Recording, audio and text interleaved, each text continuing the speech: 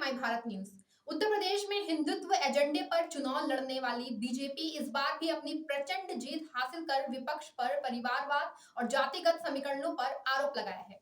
चाहे वो विधानसभा का चुनाव हो या फिर हाल ही में हो रहे एमएलसी चुनाव, जिसमें समाजवादी पार्टी ने सबसे ज्यादा गैर बिरादरी छोड़ अपनी ही जाति के लोगों को एमएलसी उम्मीदवार घोषित किया है।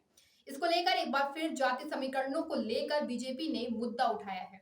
उत्तर प्रदेश में जाति समीकरणों की अगर बात की जाए तो अनुसूचित जाति 21.1%, अनुसूचित जनजाति 0.1%, हिंदू ओबीसी 41.47%, मुस्लिम ओबीसी 12.58%, मुस्लिम सामान्य वर्ग 5.73%, हिंदू सामान्य वर्ग 18.92%, क्रिश्चियन 0.1%, सिख 0.32 हैं।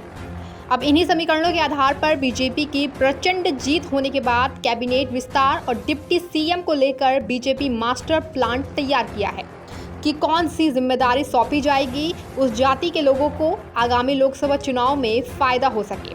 इसके बाद एक बार फिर केंद्र में पूर्ण बहुमत की सरकार बनाई जा सके, क्योंकि अब की बार 403 विधानसभा चुनाव में बीजेपी के समर्थन में सबसे ज्यादा ब्राह्मणों का वोट प्रतिशत बढ़ा और सबसे ज्यादा ब्राह्मण ही विधायक बने।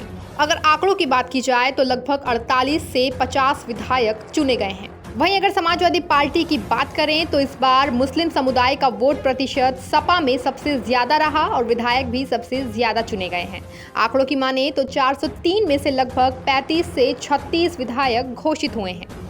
फिलहाल आपको बता दें कि उत्तर प्रदेश में जाति समीकरणों के आधार पर ही सभी राजनीतिक पार्टियां राजनीति करती हैं, चाहे भाजपा हो या फिर समाजवादी पार्टी या फिर बहुजन समाज पार्टी हो और कांग्रेस। ये सभी पार्टियां जातिगत समीकरणों के आधार पर ही अपने प्रत्याशी घोषित करती हैं, बावजूद इसके जाति पर सवाल उठाती हैं।